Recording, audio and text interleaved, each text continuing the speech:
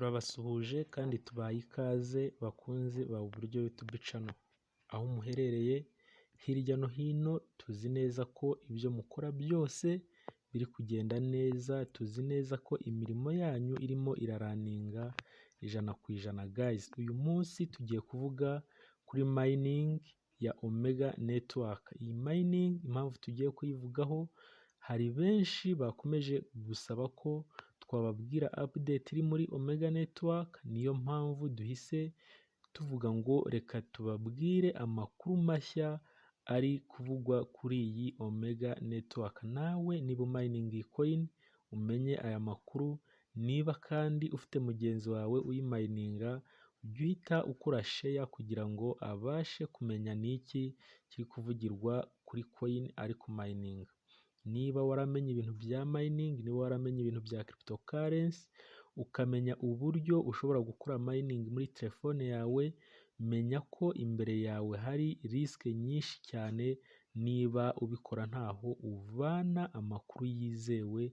Niba udafite aho ukura amakuru ya coin umayininga, isaha iyo ari yo yose uzagwa mu gihombo, kuko aha hanze hari benshi, hari abascammers benshi bategereje ko wowe umayininga hanyuma bo bagasarura, bategereje ko ukora mining hanyuma bo bagatwara coin umaze kumayininga. Guys, ku ifoto ya mbere murahabona official Twitter ya Omega network. Ni iyi ngiyi, ni @om_core_team. Iyi niyo official Twitter Omega network. Hanyuma barakubwira ko baherereye United Kingdom, bakaba bafite followers 97,800 nibo followers ba Omega network. Hanyuma bo followinze 13. Aba 13 uzasangamo P network, usangemo za Bitcoin, Satoshi, uzasanga arandi makoini nabo followinze kugira ngo bamenye amakuru ku gihe. Hanyuma uranabona ko aha hasi bakora amasaha 24, bakaba baherereye Linchester. Guys, update iri muri Omega network, murabona iyi foto ya kabiri.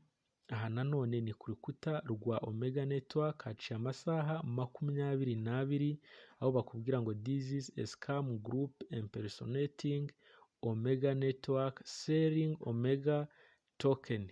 Everyone please be careful, do not follow them and avoid losing money. Guys, ahangaha habayeho kwihuza cyangwa se habayeho itsinda ry'abantu ryinjirira Omega network, Omega mining, aho riri kugenda ribeshya abantu ko rishobora kugurisha Omega token cyangwa se token za Omega, coin za Omega. Hanyuma wowe nujya kubajoyininga, nufollowinga aba bantu, nubakurikira ukihuza nabo, urahomba. Ushobora guhomba coin zawe cyangwa se ugahomba n'amafaranga yawe. Bari kubwira ngo zana amafaranga hanyuma bakugurishirize coin zawe, cyangwa uzana amafaranga bakwereke uburyo uri butambutsemo coin zawe. Ahangaha niba uba mu bintu bya online, niba waramenye mining, hari amalink menshi ashobora kukuyobya.